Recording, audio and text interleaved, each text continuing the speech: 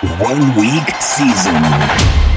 Hey, and welcome in, OWS fam. So glad you are with us. We are back in the DFS lab. We are here and ready to go. As always, this show presented by 1 week season, where we build a lineup on DraftKings. Use that as a way to talk through the upcoming slate, looking at the divisional round of the playoffs. So the slate has shrunk down to 4 games total. Of course, at least this time it's only over 2 days instead of 3 if you're playing the whole 6-game slate. This show, we're recording this Thursday night, January 16th, and you'll probably be watching this sometime Friday, Saturday, as you get ready for the weekend. I'm your host, Cheeseman, and I am joined by StatATL, who, we may be in the playoffs, man, and content providers and creators have kind of slowed down, but you certainly have not. You continue to live stream. What is the new live stream you're doing for, like, is there a second round, like a best ball, like kind of, if you completely bombed in your best ball teams in the wild cards, now here's your chance to draft another round? Yeah, so they are returns contests. Basically, as you described, I think they're kind of designed for 2 types of folks, maybe folks who did the playoff best ball contest and their rosters didn't fare well, so they're giving those folks a second chance. And then there's folks like myself who actually did pretty well, but are still degenerates. And so they give us the opportunity to draft some more teams as well. So yeah, great shout on that. I've been live streaming every day. I will go again tomorrow at 7 o'clock. Talking strategy, answering questions. I do live drafts on air, ranging from the $3 and $5 contest up to the $25, the $100. I even did a $500 draft on air like a couple days ago. Ooh, so, man, how did that one go? If you're free, maybe up in the link, you can link tomorrow's video, tomorrow's live stream. Yes, that's right. Up there. I've already got it. Right corner. I've already got it set up. I'll send you the link. Cheese. I won't make you go find it. So yes, send the link to me. I'll link it in the show. And exactly, man. I love it because it's like you have your people who are chasing losses, or maybe they just didn't have time to get it in, and also it's like a different angle now. You don't have to kind of like be trying to kind of play your cards right with the teams that have a bye. Like everyone's playing now, and so that kind of simplifies things a little bit. So, but speaking of just like DFS, did you play last weekend? And did you have some good results? How did it go? I know for myself, I played on the Sunday only slate, so the 3-game slate, and I did not do well. I think I was like down. I didn't play a ton, but it was down 80%. Just obviously MME, but yeah, didn't do well at all. Too many Bronco like 0s and 3s. I had a bunch of the running back for the Broncos, McLaurin, dude, who had 0.8 fantasy points. Just talk about a slap in the face, man. Yeah, I played him too. I played a little. I thought I was going to get to play more. I got some items on the honey-do list. So we spent the weekend kind of doing some stuff. But played a couple. I think I played like 2 or 3 lineups on all 3 slates just to kind of play. I really do like the staggered start slates. So I think I played like 2 or 3 lineups on the Saturday, 2 or 3 on the Sunday only, and then 2 or 3 that were kind of that Saturday to Monday, all 6 games. I did fine. I think I probably got back about half of what I put in. So I certainly wasn't investing hundreds or thousands of dollars, but yeah, it was just fun. But no, nothing groundbreaking there. No sweats, but not an air ball. So yeah, man. Someone was sweating it. I always think of that whenever I'm thinking of not playing a slate. I'm like, well, there's no way I could win this. I just I'm not feeling it. And they're like, well, someone's going to win. Like someone's going to take this down. Unfortunately, it just hasn't been me yet. So, but maybe it will be this weekend. So, and that's what we're going to look at now. So let me pull up DraftKings. Obviously, yeah, you got the 4-game slate, which, by the way, I think every game, I could be wrong on this, but because I haven't actually looked at the numbers, but it felt like every game played to the under this past weekend. So, and a lot of times that does happen in the playoffs. Maybe that won't be the case this weekend because, all these teams have really good offenses and you have some really like potential blow up spots with, that Detroit game being played in the Dome, obviously Lamar and Josh Allen playing each other, just some exciting games from a football standpoint. I will say I'll just kind of say what game environment stands out to me the most. I mean, I think in the playoffs, you kind of have to just look at like beyond just like the Vegas over-unders, you have to just look at what this means to these players. And so for me, looking at that Baltimore and Buffalo game, that just seems like a spot where, I mean, unfortunately, the players are the marquee players are expensive with Josh Allen, and actually they're not too bad in terms of price. I thought they were going to be over 8K, but a little looser pricing by DraftKings. That's kind of them. But Lamar and Josh Allen, I just would love to get pieces of them because I just feel like they're going to be laying everything on the line for this, and so it'd be interesting to see what ownership will be, and I'll get your thoughts as well. But yeah, man, I mean, I think Lamar is seeming like in that first game he ran a lot more than he has typically run in the playoffs in the wild card game. They were doing designed runs for him. He was taking off. I think he had close to 100 yards rushing. And so I just really like really centering an approach around these two quarterbacks as at least one way to look at it. What do you look at when you look at this slate? Yeah, I mean, I think that game is definitely an intriguing one. It is probably the most exciting, like real life game. I think that you could argue that those are two of the top 3 or 4 teams in all of the NFL playing each other in this round. Yeah. So yeah, I mean, I think that's certainly an exciting game. The Detroit-Washington game kind of catches my eye as well. I think both of those teams, Detroit has a really strong offense and also has a really weak defense. They've been really decimated with injury. Yeah, I mean, I know when you're going out and you're signing guys off the Jaguars practice squad, guys who can't make the Jacksonville Jaguars, and they're joining right into your starting lineup and having an impact, like that's just showing you the level of their defense right now. So that's a bad sign. That's never a good sign. Yeah, so that's one that kind of stands out to me. I think just kind of circling back to your previous comment about the unders. Yeah, I mean, I think that you see more betting on the playoffs than you do on like a week to week. I mean, I'm not trying to say that people don't bet, on a standard week in the NFL, tons of money for it, but I think you see even more action on the playoffs, and people generally like to bet overs. So that to me, that generally sometimes we'll see you inflate the over-under totals in the playoffs.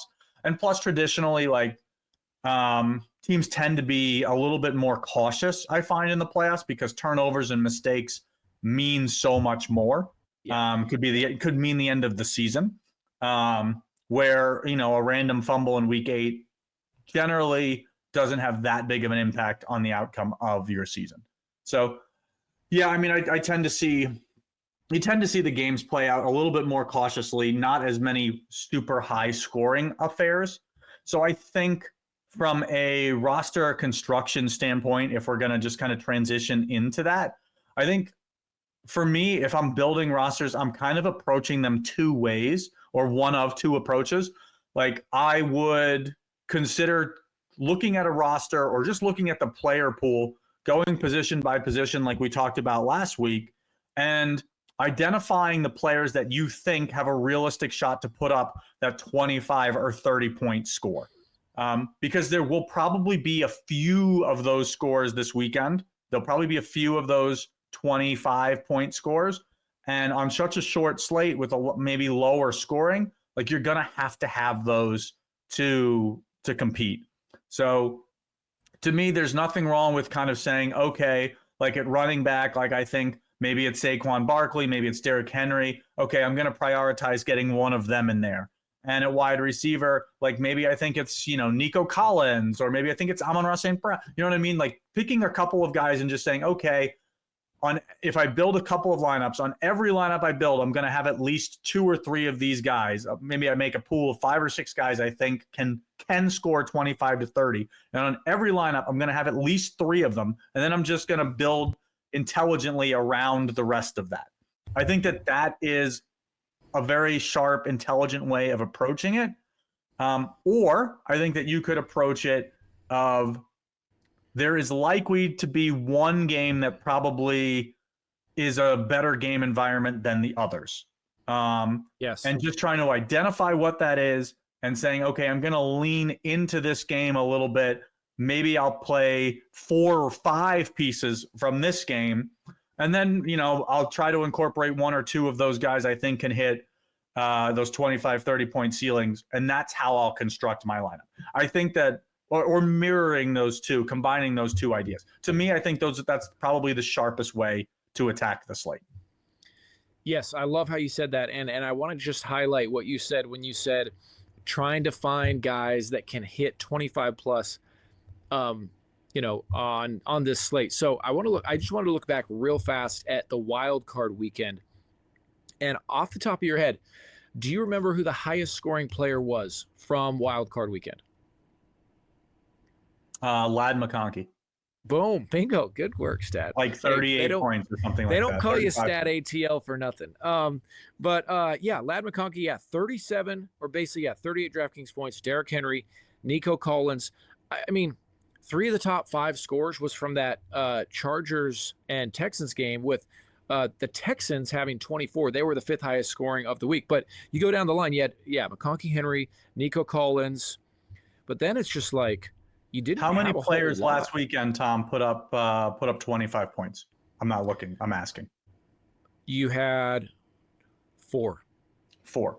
Josh Allen, Nico Collins, Derrick Henry, Lad McConkey. Even Lamar Jackson, he only put up 23. I mean, he had 20 like at the half, and then that was it for him.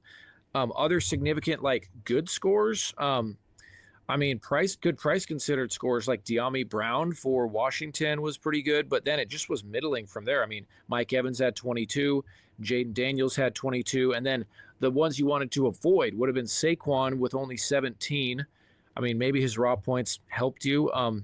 Curtis Samuel had a big one. Cortland Sutton, Justin Jefferson, Puka only had 10. I mean, he got off to a great start as well, but then just that game just really kind of disappointed.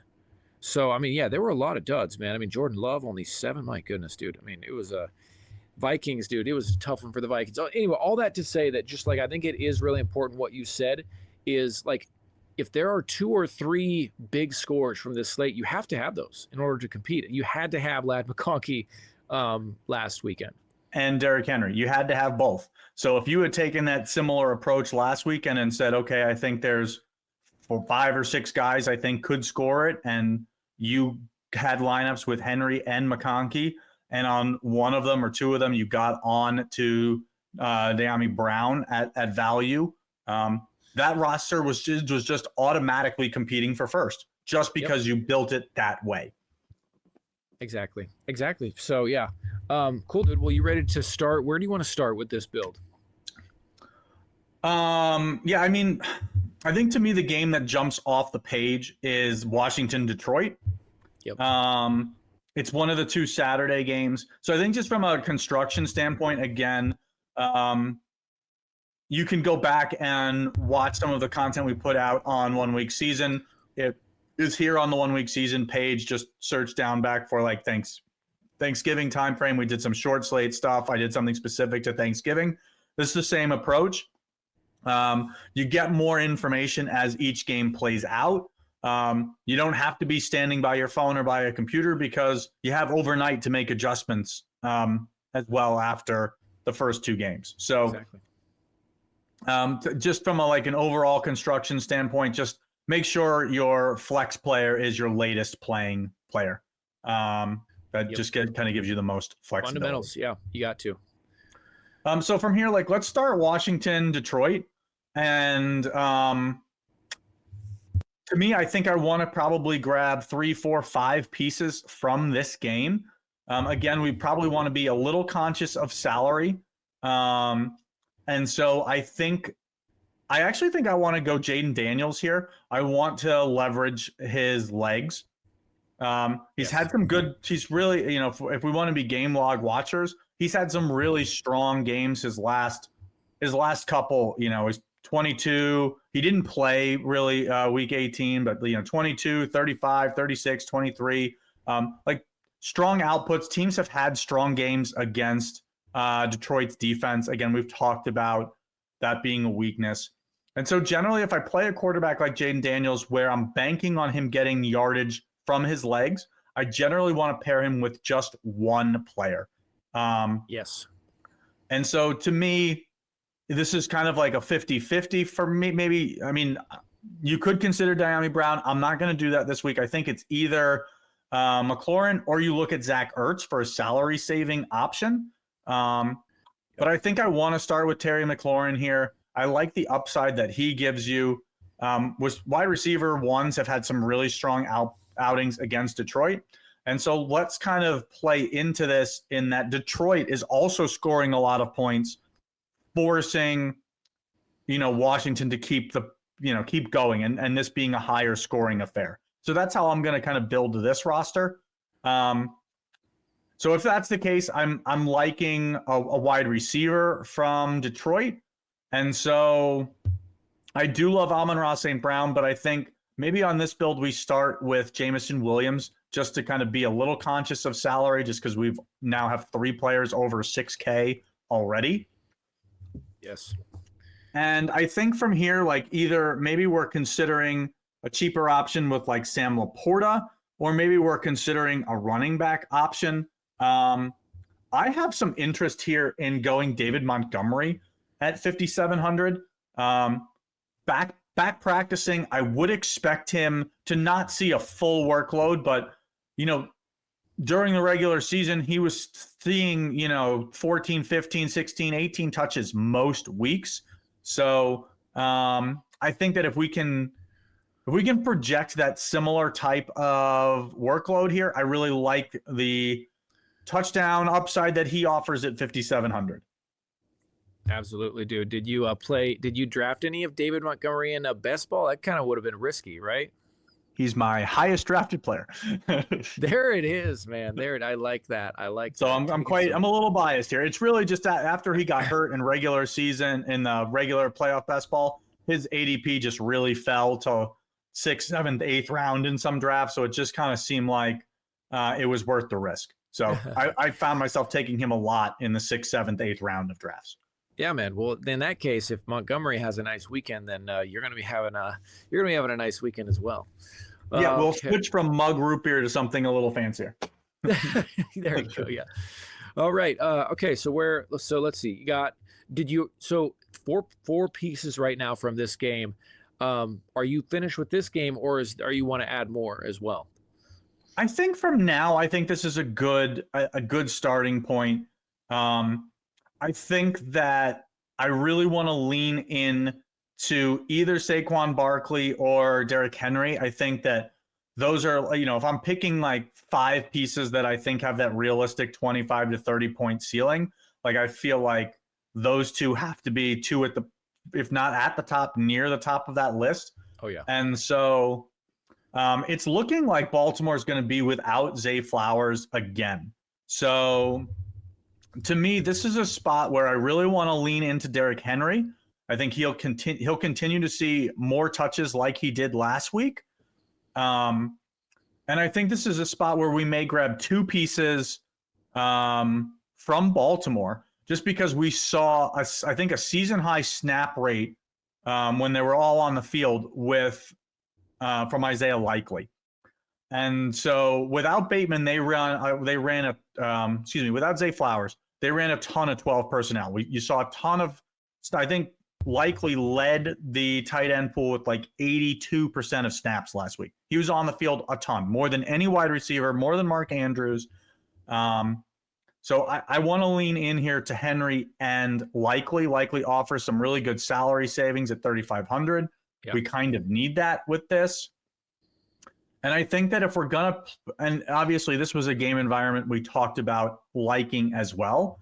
I think that if we're going to lean into both Montgomery and Likely, let's grab a Bills piece here as well. And I think probably for me, it's Khalil Shakir. Kind of that safety blanket for Josh Allen. I like his price at $5K. I think that offers us a lot of flexibility. Gets us down to like 40. Yeah, I mean, he'll probably be our flex player just because he's in the last game. I can switch it if we need to, but I'll put him there for now. Yeah, I like that for us. So I think at defense, I think that's a good place to go, kind of give us a range. So I think the Chiefs are probably my favorite defense on this board. So if we go Chiefs, what does that give us? 4,800? 48. Yeah, you got let's see. Yeah, I mean, I think you could go. I think we could go Chiefs here and like Hollywood Brown, Hopkins. I think both of those are very viable pieces at cheaper price. Let's see if we give ourselves a little bit more salary to work with. I really like Xavier Worthy. I think he's got that explosiveness. Yeah. I don't mind spending a few hundred more to get him. Where does that put us on defense if we go there? Dude, love Xavier Worthy. You could get 3,200. Okay. Obviously, you don't want the Lions or the I don't want Bills. the Lions, and I probably don't want the Bills. I don't mind the Rams. I think the Rams are very live to beat the Eagles this weekend. I agree. So I think if I was picking my three favorite defenses, I would probably have the Chiefs 1.